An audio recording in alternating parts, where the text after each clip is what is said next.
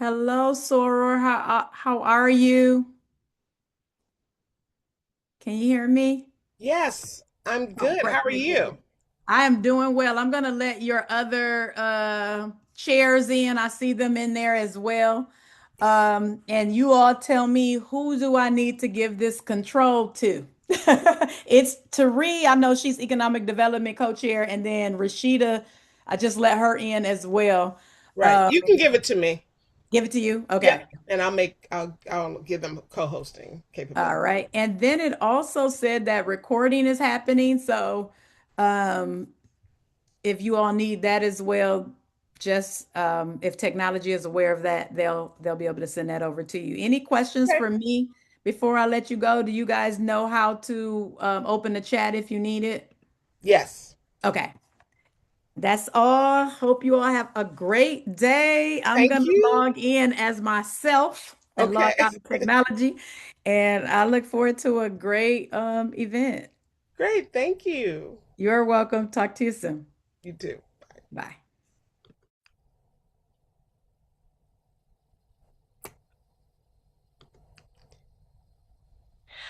Been talking. I didn't even realize I was muted. Uh-oh. Oh. So I'm ready. Meredith made it very easy for us. So it's like super easy, and I can help manage the chat as well as I have the survey to drop in at the end. So Okay. I'm ready to, get started. Great. Welcome. Good evening, Hello. Aurora. I'm here. I'm just working for these last 10 minutes before we have to start. But I'm Understood. here. Looks like one of our speakers is here for one of the panelists, Mrs. Busby. We Yes. can't. How is everyone? Yes, that's it, Busby. Hello. Um, How's you're everyone not share, doing?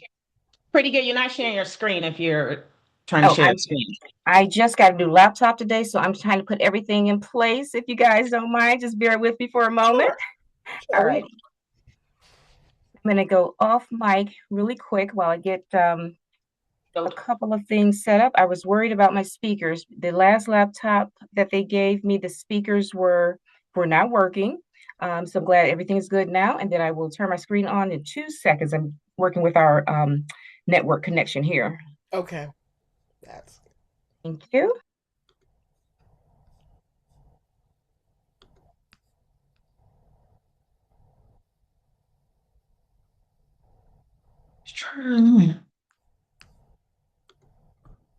Just trying a little new ring camera, but this is not working that good. We're gonna do something different.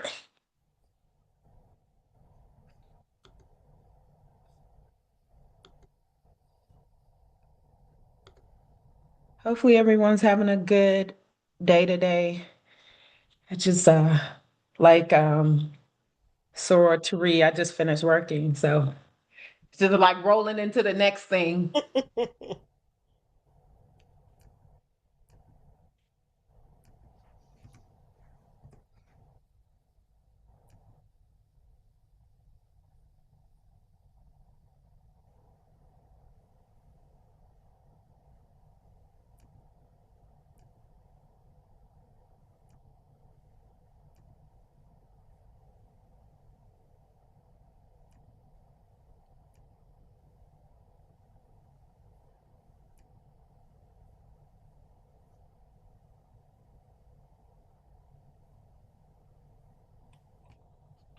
All righty, I am back. Welcome back. Thank you. It's my video. Let's see. You guys see me? Not yet. Okay. Oh, you know what? Also, if you're on a new laptop, sometimes the cameras have a cover on them. So make sure you take the cover off. right. Like it's up top. That's where mine is. And you have to slide it on and off to take the cover off the camera. Oh, there it is. Thank Yeah, there you go. you. Yeah. All right. Fancy. Yeah, I had that with when I switched to the latest laptop at Hmm. for my job. I had a similar thing. I was like, y'all can't see me. I don't know what's you got the cover, the camera covered. I was like, oh, okay, thank you. Isn't that something? Because the reason why they gave me new laptop is because I was still running off Windows 10, I guess, and my laptop was freezing. And everything that I did, it's froze every time I tried to go to a different program. And I'm working with three screens, and as soon as I go to this screen, it's frozen. I come back here, frozen again. So I had to keep doing Control Alt Delete cancel to wake it up. And that happened for 2 days straight. So they said, we can't figure out what's going on, Miss Buzzy. So we're just going to give you a whole, okay, let's make sure everything is working. We had an event last night. Didn't have a laptop, so I just sent different staff. So, but I think I am good to go. PowerPoint was working. Okay. Spoke to Victoria briefly today. Hi, Drew. Drew's there. Welcome. Welcome.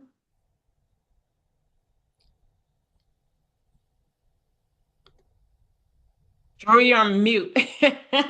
You're on mute. Oh, hi, folks. Hey, Drew. Hello. Welcome. If anyone has a presentation that they would like to share, this would be a good time to test that.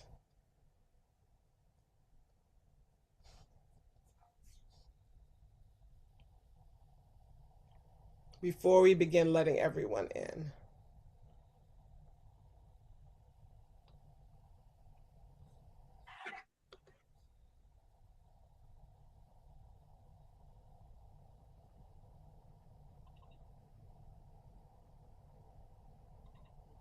Can everyone see that pretty okay? Yes, Yes. that looks good, Drew. All right, perfect.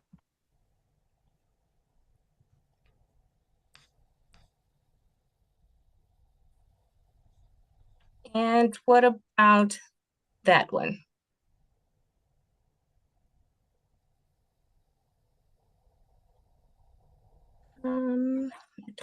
Sure that is on. Yes, here we go.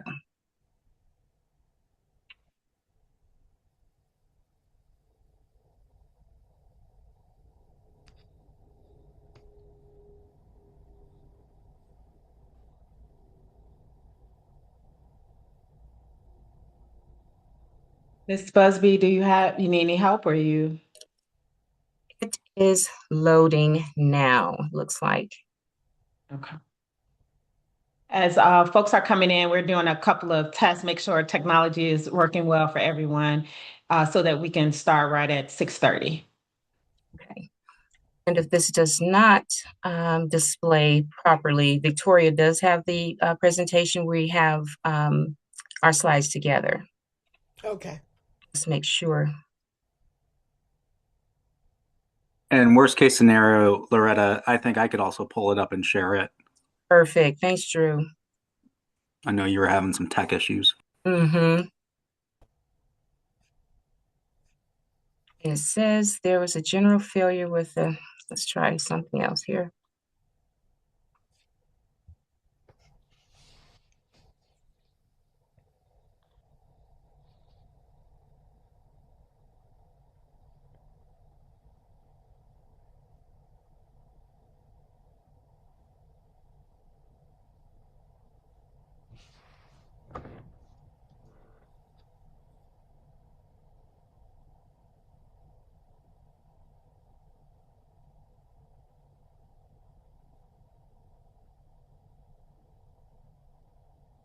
Maybe I'll sign into Big Edge and see.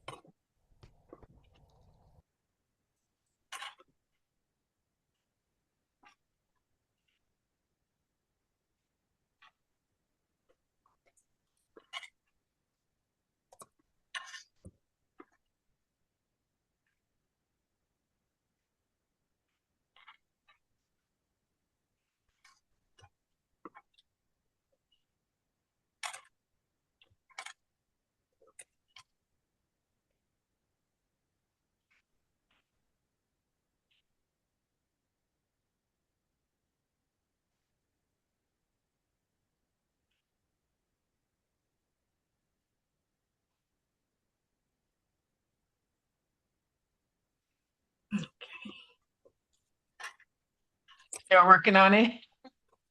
They're trying Yes, to. so sorry about that. That's okay. We have backup plans already. You already created some backup plans.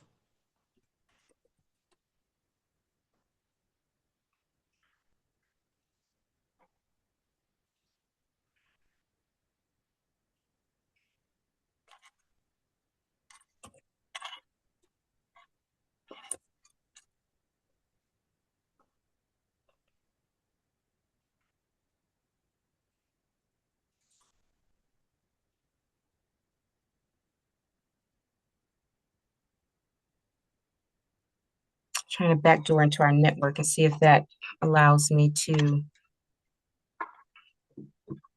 share. It's just giving me some security messages. So let's see.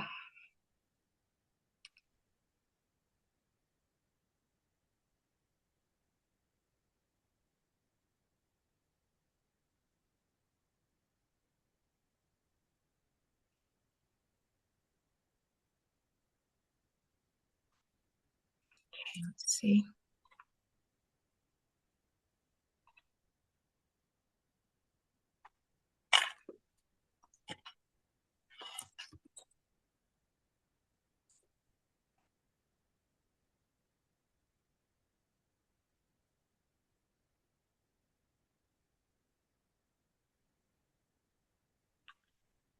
Oh, yep.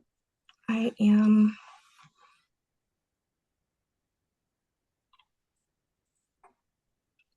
IT's gone. So I am going to have to use one of my backups here because it's giving me some security Loretta, blockers. is it all right if I work it for you and Victoria after? Absolutely. All right. Absolutely. Yeah, Yeah, that'll worst be case fine. scenario, can everyone see this right now? Yes, we can see it. Perfect. All right. Mhm. Thanks, Drew. Got your back. Team Cuyahoga.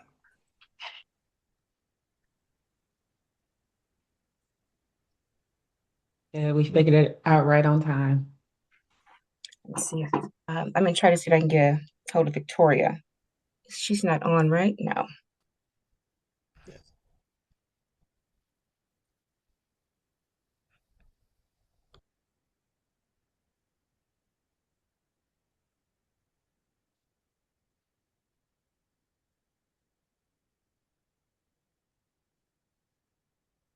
So we have, is Cynthia Wilson also on? She's a speaker as well.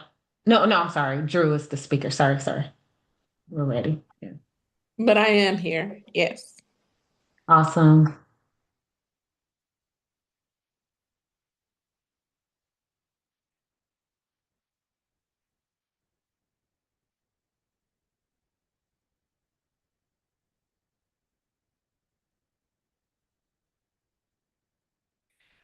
We're right at 6:30. Do we want to give folks a couple more, maybe 5 more minutes and before we get started? Would that be okay with everyone? Maybe Okay. just 2 minutes 2 minutes? Okay. to respect the folks who've been on time. Okay. So 6:32, we'll get started.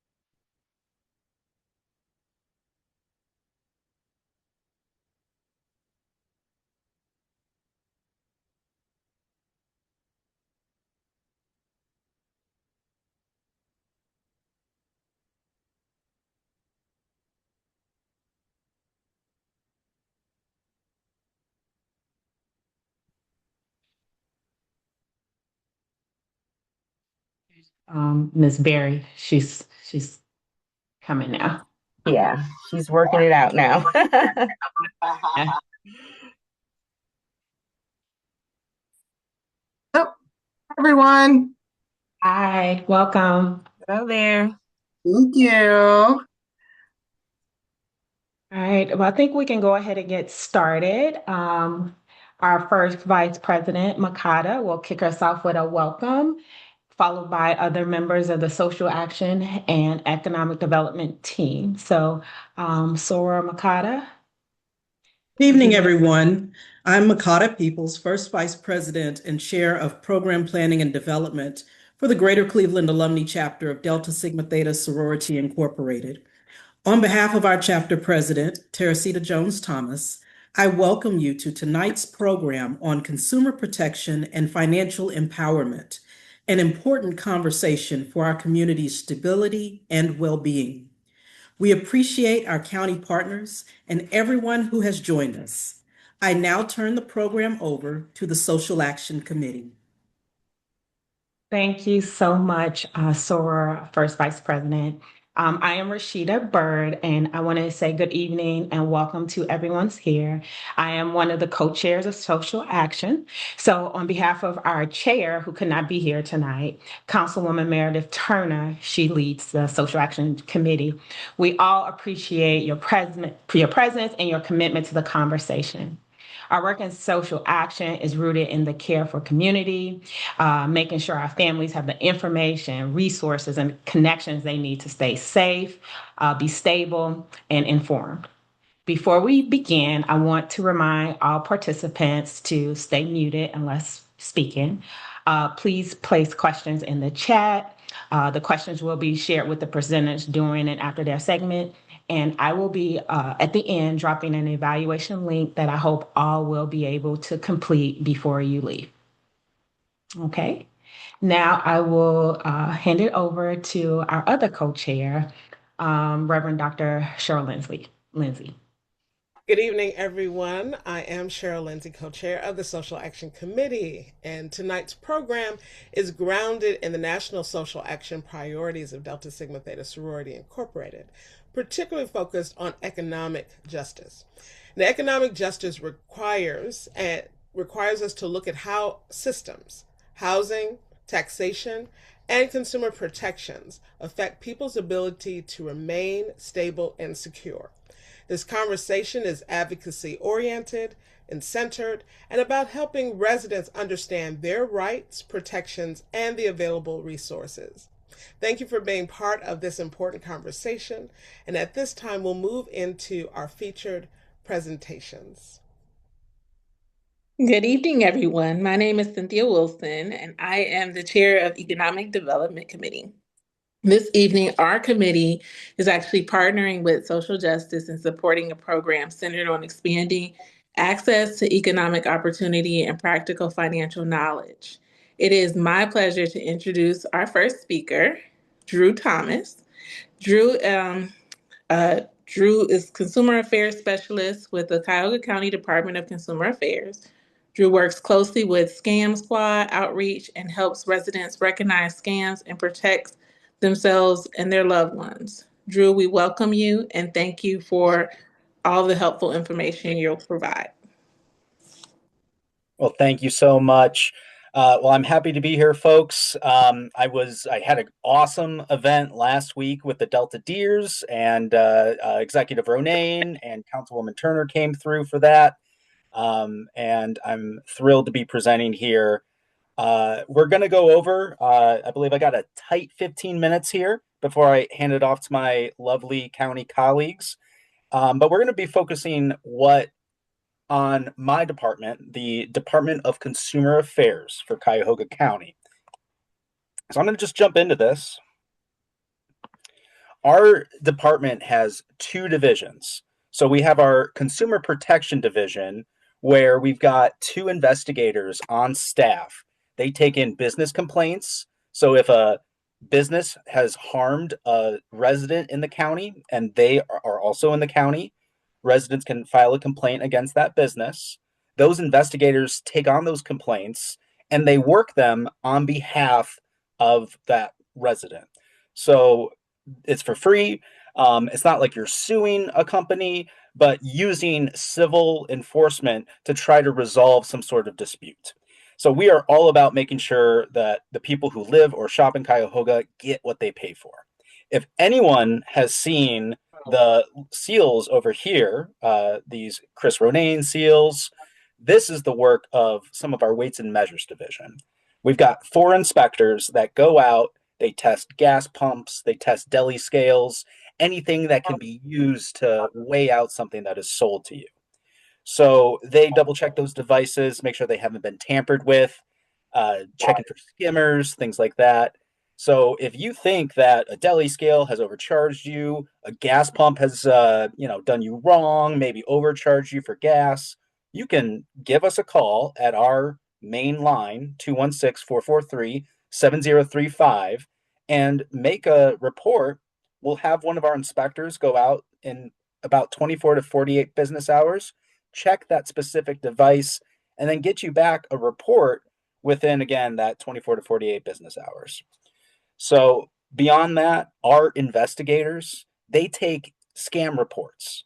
So they will give someone a one-on-one voice to walk them through if they have lost money to one of these common scams, or maybe they gave up their personal private information, they are experiencing identity theft, or perhaps they've gotten their computer, their cell phone, their device has been exposed to one of these scams and might have some malware on it. So our investigators also work closely with folks that report in to our scam squad line. And I'll go over that a little bit more as we go. This is can be found on our website, and I'll throw the links into the chat as I'm done with my presentation. But you can get this by mail. You can fill out a physical form. We have an online form as well that looks pretty similar to this. So again, if a real business has harmed you, we kind of have powers similar to the Ohio Attorney General, who we work closely with.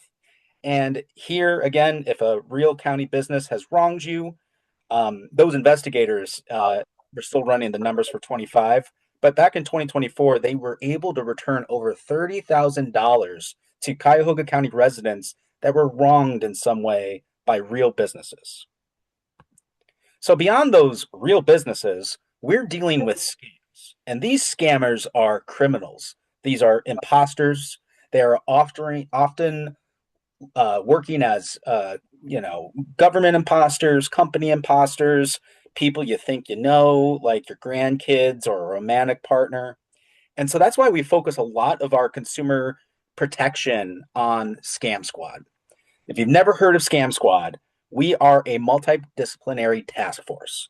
We are uniting state, local, federal forces to all come together. We meet once a month.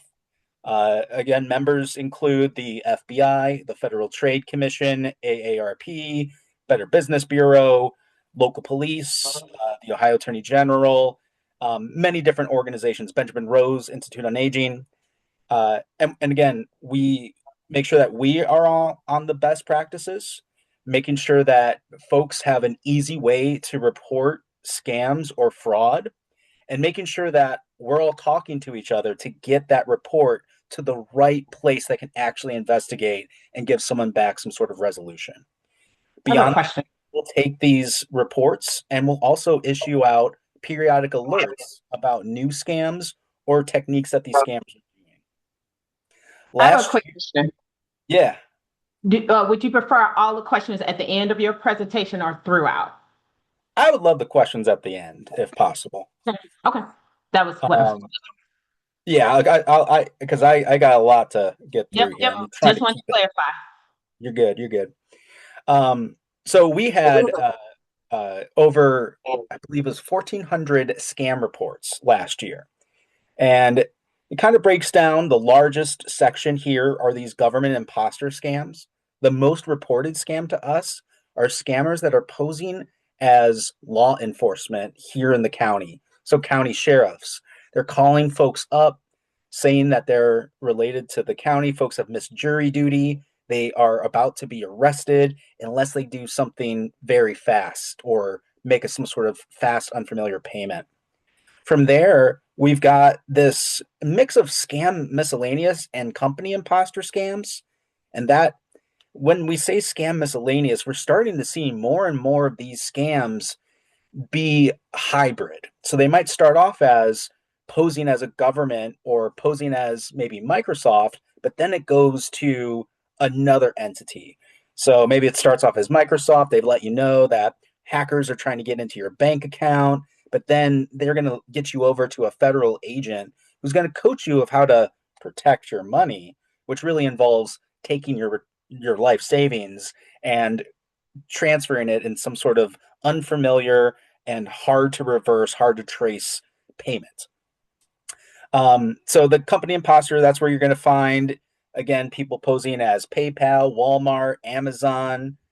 That smaller section there, that imposter person, even though that's 8%, that's where we see a lot of these priest, rabbi, minister scams, these CEO spear phishing. We see these romance scams and grandparent scams. And again, even though it's 8%, we see six-figure losses at that tiny little sliver in that imposter person scam category. Unfortunately, from 23 to 24 to 25, these scams are growing. We have a scam epidemic.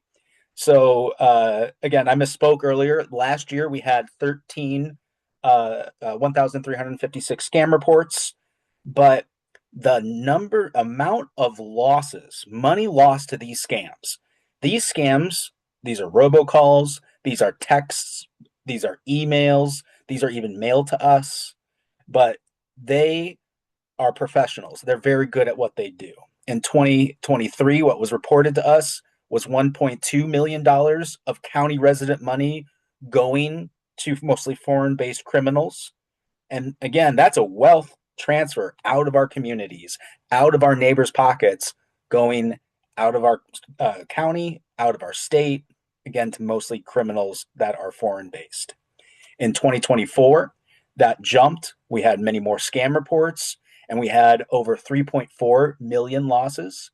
And as you see, last year, what was reported to us directly was $5.2 million in loss. It was about 5.1, and we rounded just a little bit up to 5.2.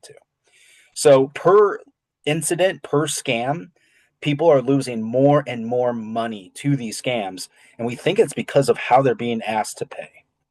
So I think everyone here knows these basic things. These scammers want three things from us, and they're very good at designing their scams to get these out of us. They want money, preferably, and very difficult to reverse or trace, that they're going to ask us to get gift cards, money wires, where we're going to convert our cash into cryptocurrency or Bitcoin, sometimes even putting money in the mail and sending it, or converting it into gold bars and putting it into boxes that are being picked up by Uber couriers. If they can't get our money, they're trying to get our personal or private information. Social security numbers, our financial account numbers, our logins to our financial institutions. They can sell that off to their buddies, to other folks, other criminals, or they can commit identity theft outright once they get that information from us. If they can't get that, they're trying to get access to our computer, our computer, our smartphones, because those devices have often our personal private information or access to our financial institutions. As I mentioned, these scammers are professionals. There's a lot of stigma out there about scams. There's a lot of belief that it's naive or foolish people, or maybe not someone that is fully aware of everything going on with their cognition. But everyday folks get scammed. Everyday folks like you and I. So we say in our world that there is a perfect scam out there for you. It just may not have come your way yet. And then we have many other folks that are repetitive. They get wrapped up in these scams over and over again. But they typically follow these rules. So they're posing as imposters. They're posing as people that you are supposed to trust. Government workers, police officers, sheriff deputies, those well-known companies. Again, PayPal, Amazon, Walmart, Geek Squad is a new one they're posing as, and even your family and friends. They typically will isolate you from others that will try to help you or warn you that you're being scammed. They'll say things like, you got to go to the bank and take your money out and don't tell anyone there because they're in on it. And if you do, something worse will happen. They're giving you that problem you didn't even know you had, but then they're your buddy who's trying to help you solve that problem. And usually it's with a fast payment while they're putting people in under duress. And of course, that's that last point there. They're manipulating people's emotions. Most of these scams are invoking fear, panic, anxiety, but some of them, like the romance scams or the lottery and sweepstakes scams, they get people excited. But they know when people have those emotions manipulated, it's hard to critically think. Our minds get hijacked, and we're more likely to kind of go along with the narrative that someone spins, especially if we have already gained that trust with them. Very briefly, we've got many government and company imposter scams that are out there. These arrest and jury duty scams, as I mentioned, I believe we had over 360 of those reported to us. That isn't where the high dollar losses are coming from. Many people report those without losing money. But as I mentioned, these scammers, they use something called spoofing, which masks their number. So on people's caller ID, they might get the local sheriff department, 216-443-6000. Now, we would have no reason to call you from that number, but these scammers use that number. It comes up on people's caller ID, and then they are hit with, I'm County Sheriff so-and-so, you missed jury duty, or you were supposed to be an expert testimony witness, and now you're under arrest because you didn't comply with something you were supposed to comply with. We got your signature on file. You definitely signed something that was certified mail. So again, that has been one of the more common scams throughout these last 5 years. Not taking as much money, but it's just a common repetitive scam happening. These company and hybrid government agent account scams. This is one that got a lot of press back in May. I believe Channel 8 ran the story about a Westlake woman that was convinced to take her life savings out of the bank and to put it into a secure government locker. Now, the government locker that she was being coached by a federal agent who was the scammer was a Bitcoin machine. These Bitcoin ATM machines, cryptocurrency machines, have been installed into many neighborhood stores, community stores around our county, around our neighborhoods. Even Coinstar, you can go to Coinstar and put your money in there now and convert it into crypto or Bitcoin. Now, if you don't know how to do that, these scammers, again, posing as real government agents, will walk people through it very easily. The woman in Westlake, she was stuffing her money into that secure government locker. And the owners of the gas station that saw it happening called the local police. The local police showed up. They said, ma'am, you're being scammed. You need to stop it. And she said to them, this is all on body camera, by the way. She told them, no, you're wrong. The government agent, the federal agent I'm talking to says you are local and you don't know what you're talking about. So they eventually had to get in between the woman and the machine until she stopped and handed over her phone, and then the officers could start helping. And unfortunately, the woman ended up losing about half of her savings, but she was able to keep the rest. Another one of these company scams are these tech support scams. You've got scammers posing as Microsoft or Apple. You might be accidentally browsing the internet, and then you come to an unsecured, website, and then this pop-up comes up, and there's a flashing of the browser. You can't get out of the browser. Maybe there's a siren going off. It's very disorienting. And the pop-up that pops up has a number for you to call. But that number that you call is the scammer. And they will coach people to download a remote access app that allows them to go in to fix their problem. But really, they're moving and manipulating the things that people see on their screens.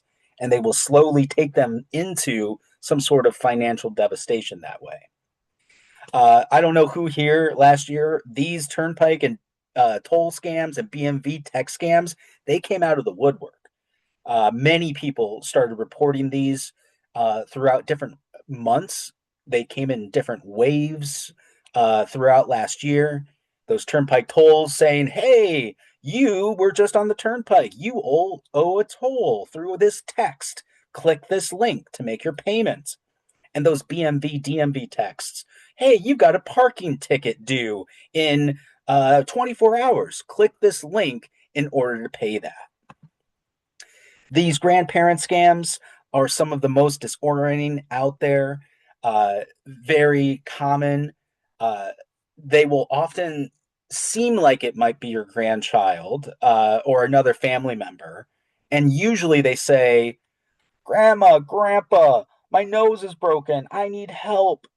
And then it quickly goes to someone else that is a lawyer, a bailiff, some law enforcement who's saying that your family member, your grandchild, was involved in an awful accident. It was a car accident. There was another person who was pregnant. They lost their baby.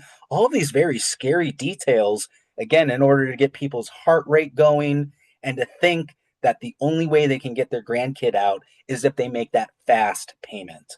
These scammers, of course, will say things like, don't tell anyone else, or if you tell someone, something else worse will happen.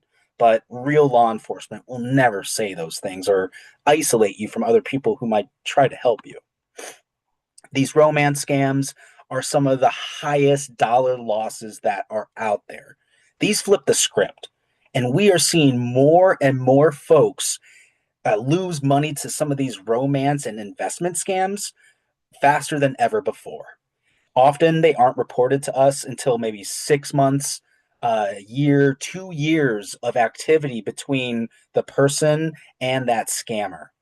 They're posing as military members overseas or doctors that are doing good, but they will always come up with excuses of why they can never meet in person, but why that person should still send them money because they're trying to develop a romantic relationship and a dream life together.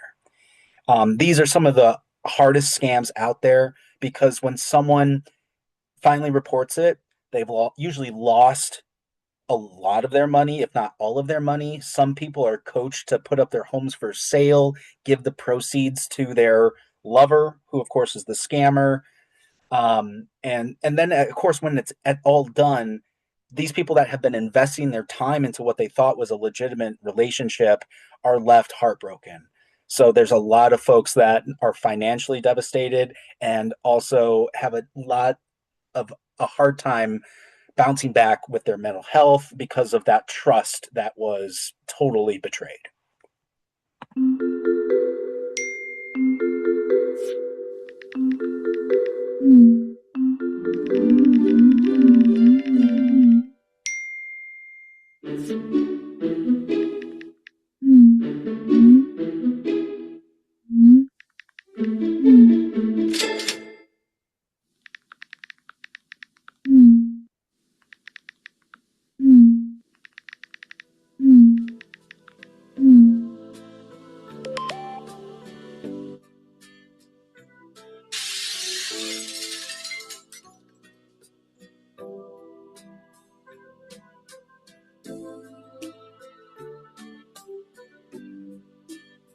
So these romance scams are happening all year round, but they are more increasingly becoming these investment scams. So we're starting to see, maybe these flirty relationships start, but they don't get into a full romantic relationship. Some of these people are posing as celebrities. Some of them are saying, hey, I've made so much money in crypto, so can you. Some of these are being shared often on social media as well. Now, I've given you a lot of information. I think I've gone a little over time, but I'm going to quickly go through some of these resources that we have to fight scams, and I'm going to give my links. So we have a lot of great materials here that help people be warned about different scams. Hang up if, these are 3 red flags that will stay the same. AI is making scams more realistic. So things that we used to warn about, like, oh, you're going to get a message that has grammar errors or spelling errors. That's becoming less of a thing. But a lot of these will still follow these red flags. These are evergreen red flags. We've worked with our friends at the FBI to put up more warnings about these Bitcoin ATMs because, again, these are the new school that these scammers are asking people to make payments through. Over here on the far right, you see one of our tear off pads that we give to social workers, librarians, bank tellers, whoever wants to use them so that they can best help residents who might report a scam or fraud, whatever it might be. You're not quite sure. Tell them to call us at Scam Squad. If we aren't the right ones, maybe someone says, someone's stealing my mail. Well, circle that report mail fraud, get them to the U.S. Postal Inspection Service, and they can try to resolve whatever complaint that person has. We're working on making sure our materials are available in multiple languages, but we have these physically available now in Spanish. From here, I'm going to share in just a moment our Scam Squad site. It's got a lot of great resources. One of the best resources here are these recovery resources. Our investigators man that Scam Squad line Monday through Friday, 8:30 until 4:30, but they can't be there all the time.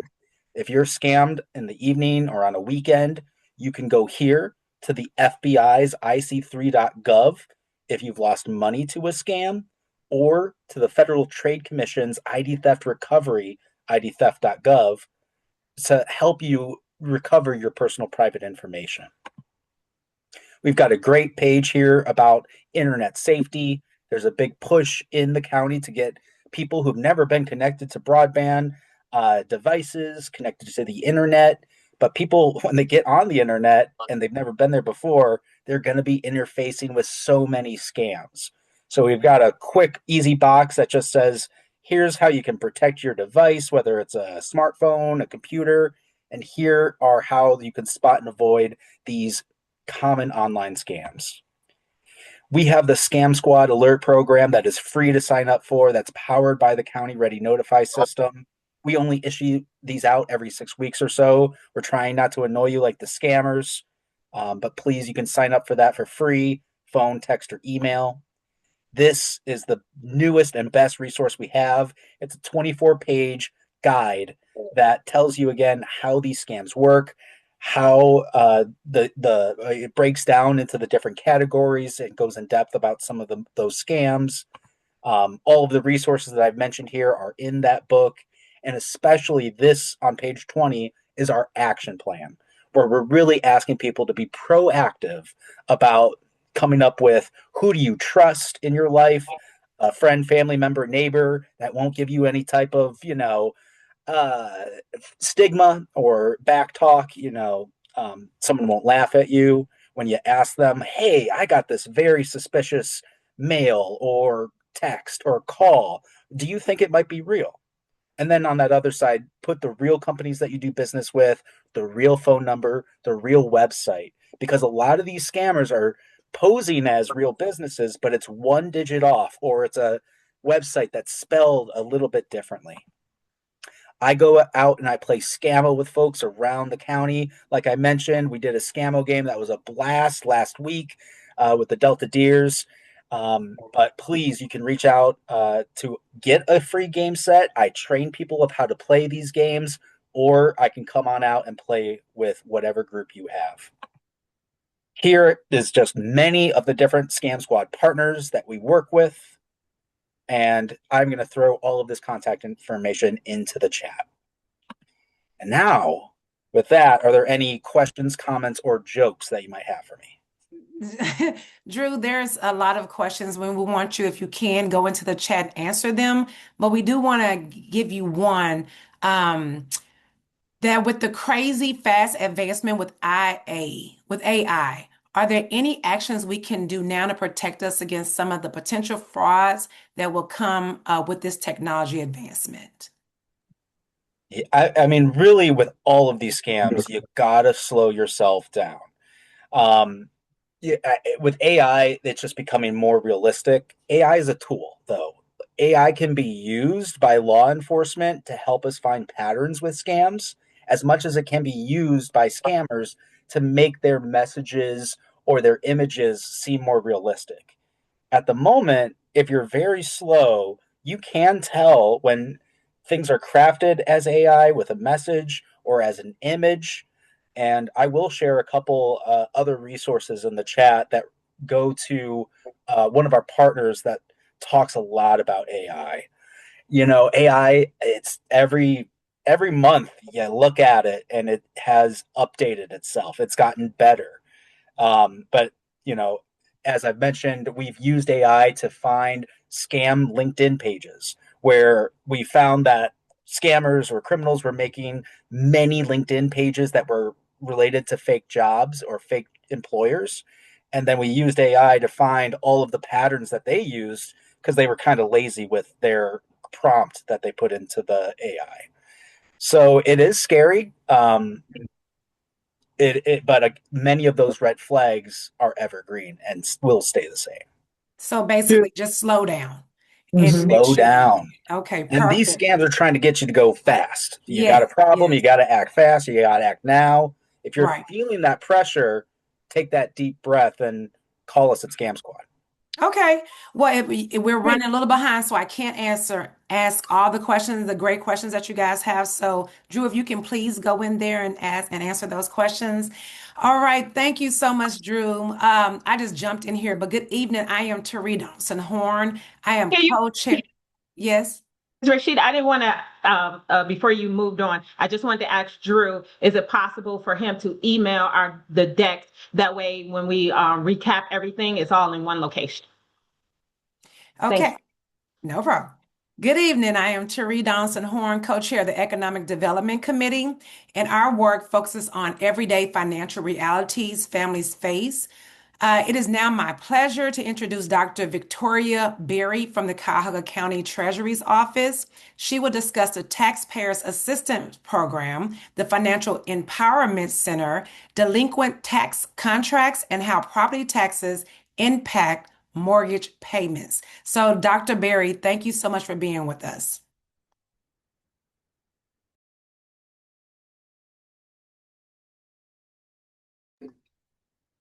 All right, sorry, I'm trying to share my screen and somehow it is sharing the wrong screen. You guys can see my calendar there. Let's see. Maybe it's screen one I need to share. Let's We see. can see the presentation said property taxes 101. You do see it? Yes, we do. Okay, awesome, awesome. Well, hi, everyone. Thank you very much for coming. I'm not sure if you're seeing it in the good way, but let me try to make it look better for us. So thank you very much for having us come out. I am Dr. Victoria Berry, and I have my colleague, Loretta Busby, and we work very closely with Drew, and we try to make sure that we are out in the community ensuring that folks are knowledgeable about their property taxes, understand how to manage them, and if not, we provide that counseling for them to try to help them make sure that they can manage and maintain their homes, as well as to make sure that we're preparing new home buyers for their the impacts of property taxes to their mortgage. I want to quickly let folks know that we work. So am I switching? I'm sorry. Did you guys see a new slide come up? Yes. Okay, good. Just want to make sure that I'm doing this right. So we work for the fiscal office, and that is the Board of Revision, Appraisal, Treasurer's Office, Transfer and Recording, Real Property, and Auto Title. And I will send these slides off so you don't have to worry about getting our contact information. We are a pretty large division of the county that deals with most things that are money-driven or title-driven. First thing I wanted to mention to folks is where property taxes go. That seems to be the biggest complaint that I get, or what are you doing with all of our money? Where's all of our money going? And the dollars are going right back into your communities. So the Cuyahoga County keeps about less than 2% of all property taxes collected. And most of those dollars are just so that we can administer the collection process. but the majority of your property taxes go into your schools. They are going about 60%. That's an average across the county. Some cities have a little bit more. Some cities may have a little bit less. But the majority of your property taxes are going to levies that your community voted on.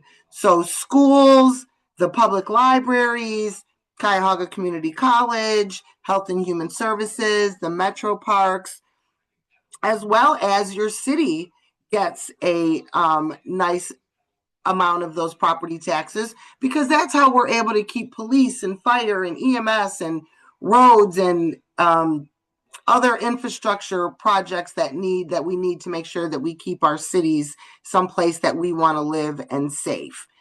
I like to bring this up because I'm sure many of you have come across folks that are asking you to sign a petition to eliminate property taxes.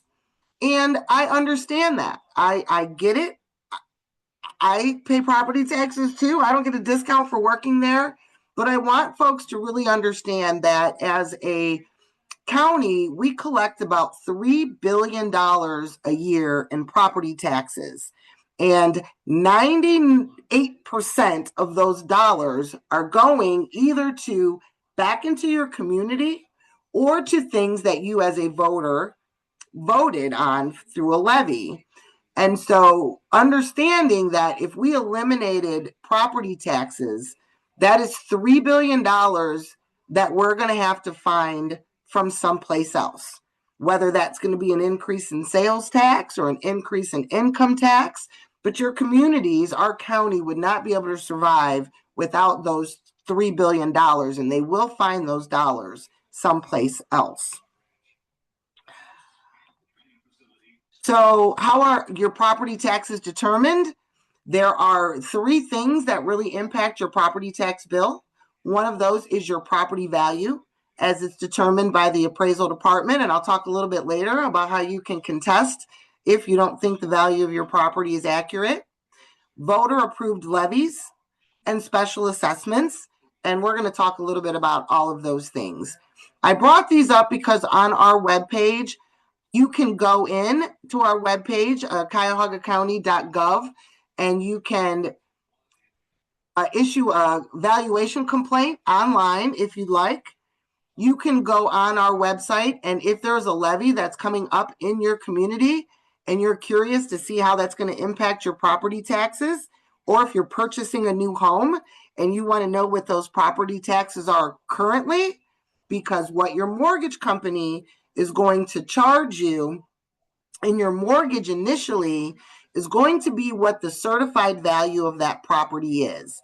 So a really quick example would be, so let's say that I have a property that's a fixer-upper, and at the time that I purchased the property, it is at $50,000, $60,000.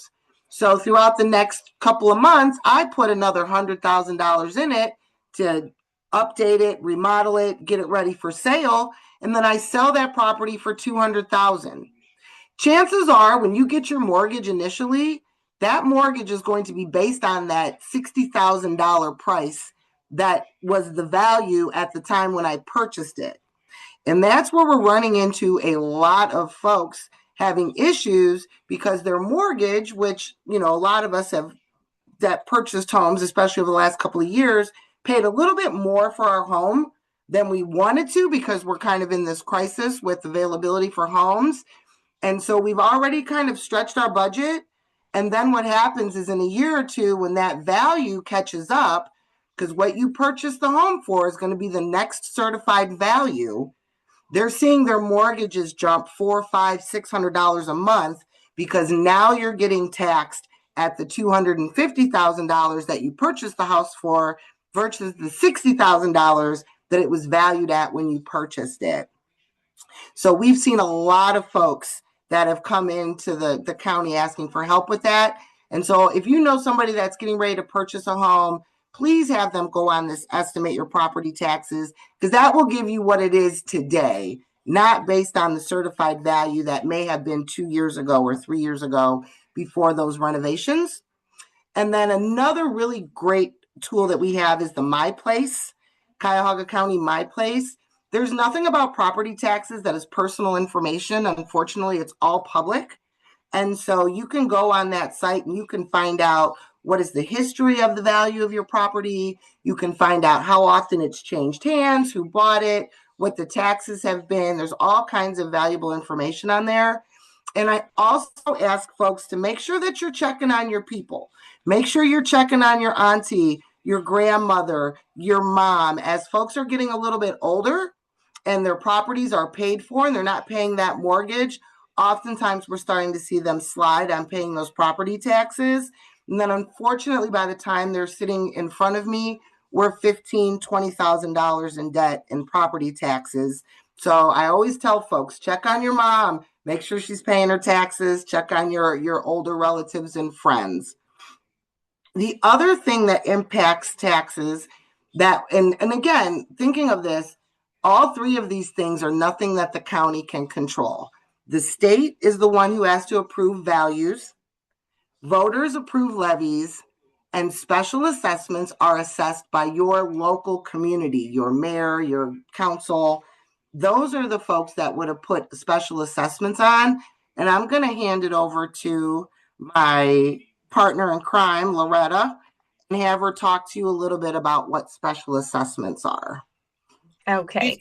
Before Loretta speaks, if I could just have an opportunity to introduce her to everyone. Oh, Yes. absolutely. She's our final presenter, Loretta Busby, Manager of Tax Assessment and Real Property with the Cuyahoga County Fiscal Office. And she'll help us to understand special assessments, exemptions, and the property tax billing cycle. Loretta, welcome, and thank you for helping us to gain a better understanding. Sorry. I'm sorry, Loretta. I moved something. It's okay, Victoria. There you go. I'm up. Okay. I was trying to make one final attempt at doing shares, but they've got me locked out. So, all right, special assessments. Special assessments are sent to our office on an annual basis. Special assessments can be giving from each of the taxing authorities. They can be for delinquent water and sewer bills. It could be for street lights, grass cutting services from maybe grass overgrown or for an empty lot that you may own. It could be for infrastructure projects, parking lots, skating parks, anything that the city deems necessary for the neighborhood. Okay, they send that to Cuyahoga County, our special assessments unit. We take those every September. Okay, we assign a fund number to each of those special assessments based on the city that they're in. Okay, we take those, we load those into our system, and then they are charged to each property for each parcel that's in that city's community.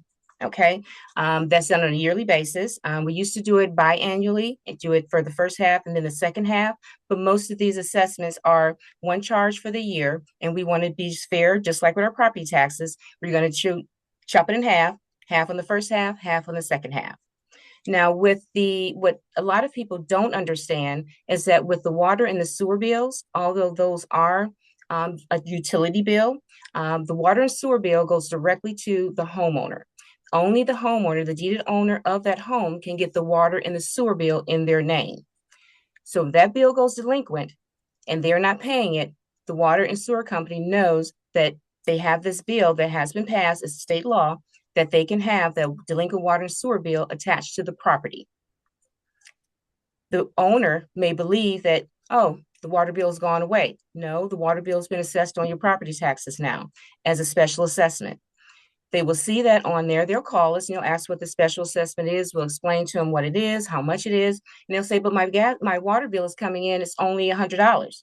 Why are you charging me $4,000? Well, it's because the $4,000 is what was delinquent on this water and sewer bill, and that agency has the right and the law behind them to attach that to your property tax bill. Okay, so once that is on there, it stays on there until it's paid. If you happen to have a mortgage on your home, the mortgage company is going to make sure that tax bill is paid, and they're going to take care of that $4,000 or $5,000 bill with your taxes, because it's now part of your taxing bill. Your mortgage is definitely going to go up on your next mortgage analysis. because they're thinking that this is part of your taxes. They don't know that that's just a special assessment from a water bill. In order to get that removed, you have to go back to that authority that actually sent us that fund number to put on your taxes. And they have to send us a special email telling us to remove that. So if you pay that separately or make up some special arrangements with the water company, we'll give you that information. You can speak to the water company. They have to communicate to us to remove that from your bill. That's the only way it can come off your bill. Your mortgage company, again, like I said, will pay that. You don't want your home to go into arrears, your taxes go into arrears, and then you're going to go through foreclosures and delinquencies. And we're going to get into that a little bit later in the slides as well. So that's the majority of the special assessments. We get the information in September. They go on your tax bill the next January bill. Okay, some of those are rollovers, where every single year there's a project that the city has said, we're going to fund this project up front. It's going to take us 20 years to recoup the money from the 5,000 residents in our city. We're going to divide that up, and it's going to roll over for 20 years. We put that in the system, it automatically happens for 20 years. The residents know it's coming because they've already been informed or they voted on this already. So there's a large number of special assessments. That's huge. And we just finished those special assessments in November. There's a lot that goes into that project when we do the special assessments. But again, they're for anything. There could be garbage removal, that an empty lot or something. If you're still that deeded owner of that home, you're going to be charged that bill. So if you know of anyone that has a lot or an empty home or something like that, there could be water still dripping. As long as there's a water line there, there's still going to be some accumulation. Okay, so that is special assessments, and I'm going to try to move a little bit faster through. That's okay, Victoria. I am struggling today with PowerPoint. All right. Okay, so property billing tax cycle. We bill taxes twice a year. Right now, they are due the third Thursday in February and the third Thursday in July. Okay. This particular year, the state was a little bit late in giving us our rates. So we did get the tax bills out a little bit later. For anyone that's looking for the tax bill, the bills did start going out on Tuesday, and they will be going out all this week. And the last batch will be mailing out on Friday. So everyone will have their tax bills in hand by early next week. Okay. So taxes are paid a year in arrears. So this year, 2026, we're paying 2025 taxes. And the way we term things in the fiscal office is 2025 payable in 26. Okay. Let's see here if I can get this a little bit larger. Get some glasses here. So I'm going to make sure I don't miss any points. Okay, past due balances on current tax bills are assessed a 10% penalty for the first and second half tax. Delinquent taxes and any balances that roll over to the next year are assessed a 9% interest September 1st and a 3% interest on December 1st. Any past due balances are certified delinquent in August, which is our third billing. And once that happens, we turn those over to the prosecutor's office, and then they are eligible for foreclosure and tax lien sale. Our next tax lien sale this year is in April of this year, 2026. Okay. One more, Victoria. How can y'all lower my taxes? The question everybody wants to know. All right, so here's some of the fun things that I like to do when we assess these bills. So we have credits on our tax bill, our owner occupancy credit. It's on average 2%. And you must own and occupy your property. There's no income qualifications or anything like that. It's just saying yes on your conveyance form. When you transfer your home, there's a conveyance form and it asks you, will you be living in your home that you just purchased? You answer yes, you get the owner occupancy credit on your tax bill. Okay. You can verify ownership, and we have to do this sometimes when there are several properties in a person's name. We verify it through voter registrations, income tax returns, and things such as that. Homestead. Homestead is a program for our low-income seniors and disabled persons that qualify for the program that need help with their tax bills. We help lower their tax bills by adding a credit. If you are 65 years of age or older and totally and permanently disabled, it can be any age, as of January 1st of the year that you want to have the credit. You can have an adjustment, a modified adjusted gross income of $40,000 or less, and that does include the income of your legal spouse. For this year, 2025, we're using the tax returns from the state. This is a state-funded program, so we have to use the state tax returns. A lot of people ask us, why not federal? It's not a federal program, it's a state program. With this program, we do not count Social Security as income. Social Security is considered a benefit for the state of Ohio. So if anyone is looking to see, oh, do I qualify? Do not include your Social Security in income qualifications. We do run every applicant through our income verification system, which is tied to the state of Ohio. Okay, and the application must be submitted with the applicant and their legal spouse. This is not household income. It is not two deeded owners. It could be my sister and I own this home together. It's just the applicant and their legal spouse. Okay, we also have the Enhanced Disabled Veterans Program. It also gives, you have to be 100% service connected and totally and permanently disabled. It reduces the appraised value of the home by $58,000, and there's no income qualifications. And for the other homestead, for the seniors and disabled persons, it shields the first $29,000 of the market value of your home. For an example, for the city of Cleveland, this year the credit is $665.66 on the credit. We divide half of that credit into your first half tax bill to reduce that bill, second half on the second half tax bill.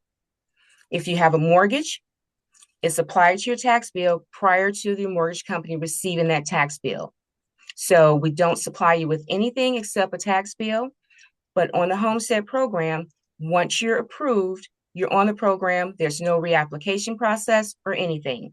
The only thing you need to do every January, we'll send you a continuing application form asking you, has anything changed that may affect your qualifications for the coming year? If there's no changes, you don't have to send that form back. Changes may be that's no longer your principal place of residence. You've moved out of the home. You started renting your home. You were single when you applied for the program and were approved. Now you're married. Now you have to add your spouse onto the application, but maybe now you may not qualify based on income. So we do ask you, has your income risen above the threshold? It's not a one and done. If 1 year your income does go above the threshold, you would just let us know. You come off the program for that 1 year. Next year, income goes back down. We have a lot of people that have to take their required withdrawals. That does happen all the time. You come off the program for that year, the next year your income goes back down. You come back to the program, hey, my income's back down. Send you out an application. You're back on the program, saving that money once again. Okay. Same thing with the veterans. The veterans program, they are on the program for their life as well. Once the veteran passes, it goes to his legal spouse that may be on the application. And it's very important with our veterans. If they apply as single and they do get married, they do definitely need to let us know that they have a spouse so she or he can get that benefit as well.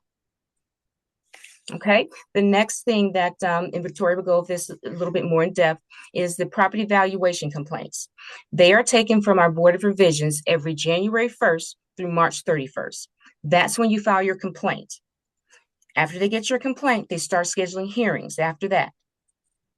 You have to get that complaint in by March 31st. April 1st, they will not hear your complaint. And you can only file these complaints to get your property value lowered every 3 years. They will automatically deny you a hearing if you do this 2 years in a row, or if you 1 year and every other year, something like that. But if you don't believe you can sell that home tomorrow for that new value they've placed on your home, you can file an appeal, but you have to give them good reasons why.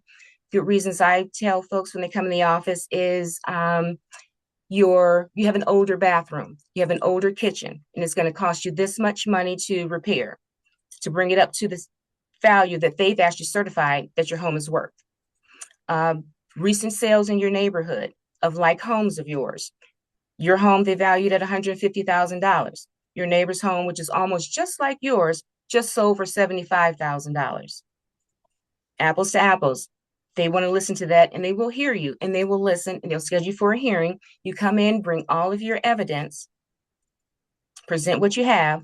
They may not come back down to what you feel your home is worth for taxing purposes, but they will meet you somewhere in that middle from where they were down to where you feel you should have been, if your evidence is credible. Let's put it that way. But these are some of the things that are on your tax bill to help lower your tax bill. All of these require some application process with the owner occupancy. If you don't have it, Victoria told you about the My Place website. You can check to see if you have homestead or owner occupancy. Check this for yourself, your parents, your aunties, uncles, or whomever. On the website, on the right-hand side, when you go on and you pull up the information by your parcel number, last name, or address, you go to tax by year. On the right-hand side, third column over, there's an owner occupancy. It's a yes or a no. And then there's homestead, yes or no. If you feel you qualify for either of those, by all means, call our office or come into the office. Okay? And Victoria? Thanks, Loretta. I'm going to try to get through this really quickly because I do know that folks have things to do this evening. But some of the things that we can do, the one thing I did want to mention about the property valuation is we are having events. Please go to our website. We are hosting events where you can dig deeper into understanding whether or not you feel like your property is overvalued. But I always tell folks, do not file for a property dispute because you think it's going to lower your taxes, because for you to really see a significant increase in your property taxes going down, your property value would have to go down by about $50,000 to see something significant. And unfortunately, if you request a reduction in value by anything over $49,999, we are by law required to notify the school board, and they will dispute your claim. So just kind of one of those little tricks on the inside.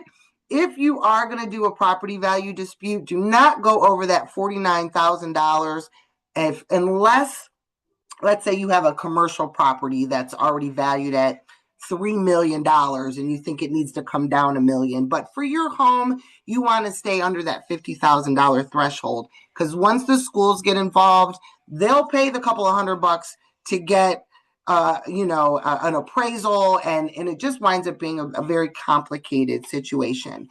But if you do find yourself in delinquent taxes or a family member, we do have a new taxpayer assistance program, and this is just to make sure that our seniors have the ability to age in place. We will provide up to $10,000 to help them resolve any of their delinquent property taxes. We couple that with one-on-one financial counseling to identify whether or not their budget and their income is going to allow them to sustain that property after we've applied that $10,000. So it's really meant to kind of clear up the delinquent taxes, but then we also want to make sure that they have the income to maintain it. So if they do, then we award whatever amount of property taxes they owe, up to $10,000. If we don't think that they can sustain it, and I know this is a hard discussion to have with a lot of folks, but I see folks coming in who have an $800 a month Social Security check, and their property taxes, if they were to pay them monthly, are going to run them $500 a month. That's not sustainable. So in those instances, we work with a lot of community programs to try to find them housing that they can afford, as well as try to get them the best return on their investment of their home, so that they can have a nice little nest egg for that soft landing and that transition. For that taxpayer assistance program, they need to be 67 years of age or older. They have to have an annual income at or below $70,000. That does not include Social Security. That's a much higher income threshold than the homestead program has. And they have to be delinquent. I get a lot of folks that are like, yeah, my tax bill just came and can you pay it? No, you have to be delinquent. We're not paying your current tax bill. And then, it's funny because people are like, well, I'm just not going to pay it. And then you can help me next year. And I'm like, well, we only got $3 million. So let's hope it lasts.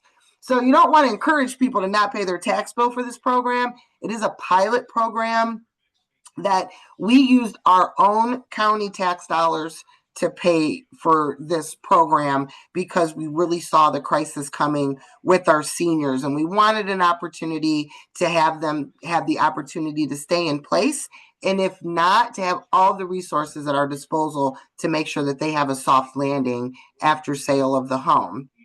And then they also have had to live in the house for 3 years, at least lived in it for 3 years, and intend on keeping it for another 3 years. Because as Drew said, there's a lot of scam artists out there, and we can see someone transferring the home into their grandma's name, get the $10,000, transfer it out. So we do have those requirements. If you don't qualify for the taxpayer assistance program, we do offer delinquent tax contracts. In our little world, we like to call those zero interest loans, because we give you up to 60 months to pay your delinquent taxes. So you have 5 years to pay off that delinquent tax. And as long as you fulfill that contract, we will not charge any additional penalties and interest. And if you go back to that slide a couple of slides back, the penalties and interest are what kill you. Oftentimes, after a couple of years, the penalties and interest are going to be more than what the actual property taxes are. So while you're paying on that contract, and as long as you complete the contract, there will be no additional penalties or interest added. So it's kind of like a zero interest loan. And the other requirement is that you must be able to stay current on the taxes. You can't fall delinquent again, or it's going to default that contract. The other thing I recommend folks do if you're paying taxes out of pocket is get on the Easy Pay program. Everybody, 6 months goes by really, really quick when a new bill is coming up. And so folks are kind of like, oh, I'll save money. And then all of a sudden the property tax bill comes out in January, and you've got 3 weeks to come up with $2,000 or $1,500. And if not, you're going to get a 10% penalty. So I always recommend that folks get onto the escrow program. Folks want to say, well, I've paid my house off. I don't want to pay a mortgage every month. Well, you're not paying a mortgage, but unfortunately, for the rest of your life in that home, you are always going to have to pay property taxes and insurance. And so it's not going to be as high as your mortgage, but be prepared that every month you're going to want to put away a little bit of money so that when those bills come, it's covered. And I said we're going to talk a little bit about the financial counseling. So Cuyahoga County is opening something called the Financial Empowerment Center. And that Financial Empowerment Center is going to provide free one-on-one counseling, financial counseling to every resident in Cuyahoga County. So whether you're coming in because your financial goal is to buy a new car or to buy a new home or to get out of debt or increase your credit score, or maybe you have a small business and you're struggling with, understanding tariffs or whatever financial issue you have, you can come in and talk to one of our certified financial counselors. If it's something that I'm not familiar with or none of my counselors are familiar with, we have partnerships with Key Bank, First Federal. We have a small business department. We are going to make sure that we connect you for free with somebody who has expertise in whatever financial issue you happen to be struggling with. And thank you, Monica. We are very, very excited. We're going to have our ribbon cutting in mid-March. And I'm just so excited about this because based on what we're seeing right now in the universe, I feel like folks are really, really going to be struggling financially over the next couple of years to try to figure out how to navigate this economic climate that we have. I am going to make sure that you guys get these slides so you have all of our contact information. But what I really, really want to let you guys know is that the county, we have a fantastic executive, Chris Ronayne. I have a fantastic fiscal officer and treasurer. They are heartfelt. They are softies. They are going to allow us to do anything that we can within the law to help people save their homes, get financially stable.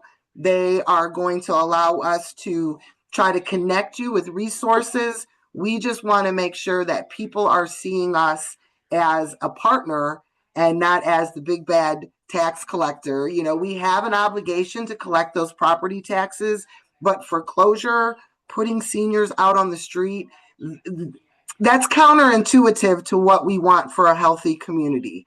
It costs us more money to put somebody out on the street than it does for us to help them. And so I want you guys to know and share with all of your contacts and your resources that if you come across anybody that's having any kind of financial difficulties, whether it be through their taxes or whether it's through, you know, they don't have to be a homeowner to come to our financial empowerment center. They just need to be facing some type of financial difficulties or challenges. Please send them our way. We are going to do everything we can to make sure that they are aware of all of the resources in Cuyahoga County that might help them, as well as having that opportunity to sit down with somebody who is certified in financial counseling one-on-one, go through their budget. It's a no judgment zone. We're all broke. We're county employees. None of us have any money. We get it. We understand. And we really want folks to just come so that we can try to help them before it gets to a situation where we can't help them and it's too far down the path. So thank you guys so much for inviting us from Cuyahoga County to come and talk to you. I know we were kind of short on time, but I want you to know that any of us, myself, Drew, Loretta, anybody in the fiscal team, if you want us to come out and speak at one of your events or speak at one of your organizations or speak to one of your teams, we are more than happy to bring those resources out to you, out to your community, and we can take that time to sit down face to face with one-on-one. You can send us a topic and just say, hey, can you come and speak to our seniors, or can you come talk to my, group about this or that? We are happy to come out. Chris Ronayne really wants to make sure that we're instilling that faith and trust back into government. And we want folks to know that we are here to help. That's why we're here. And, we're here to come out and make sure that we're helping everybody in the community. Thank you, thank you, thank you. So this was a great presentation and download of information that all of us can use. Even as a longtime homeowner myself, I have pinned some stuff that I want to follow up on, especially the financial planning piece that's free. Oh my God, you just don't know how that was music to my ears. So a sincere thank you to Drew and Victoria and Loretta for providing this information to us.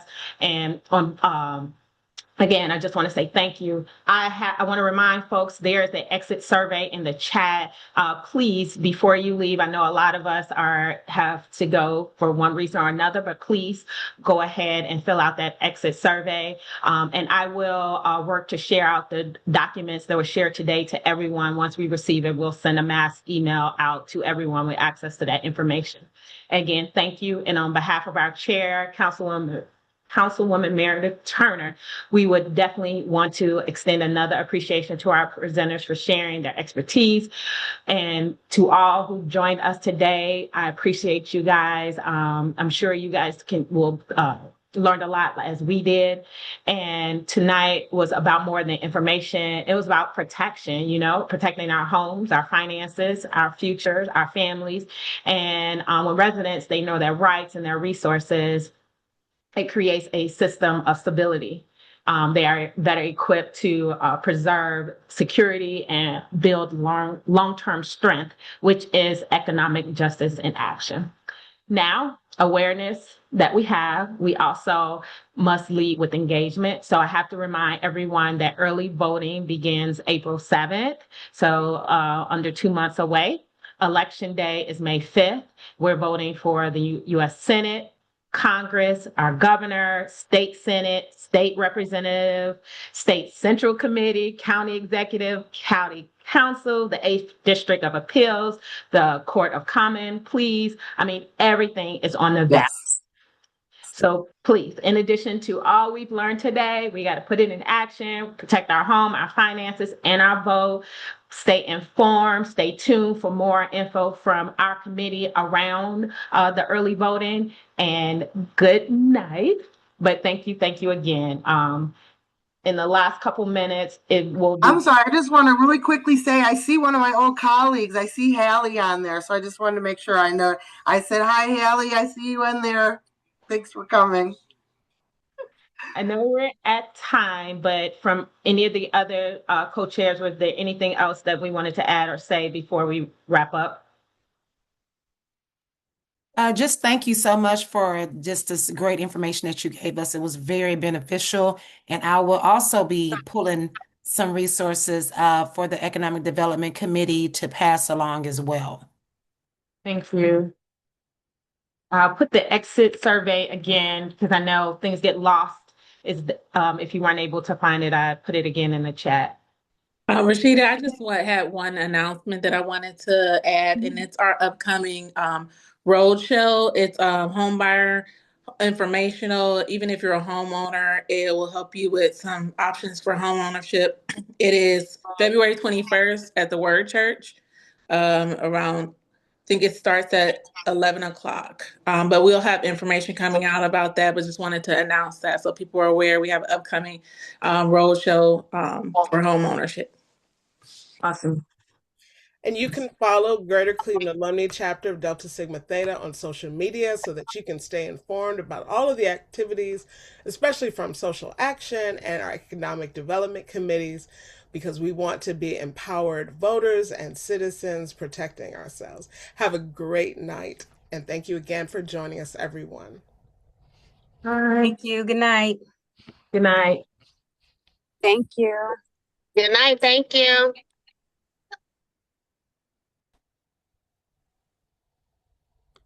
Thank you.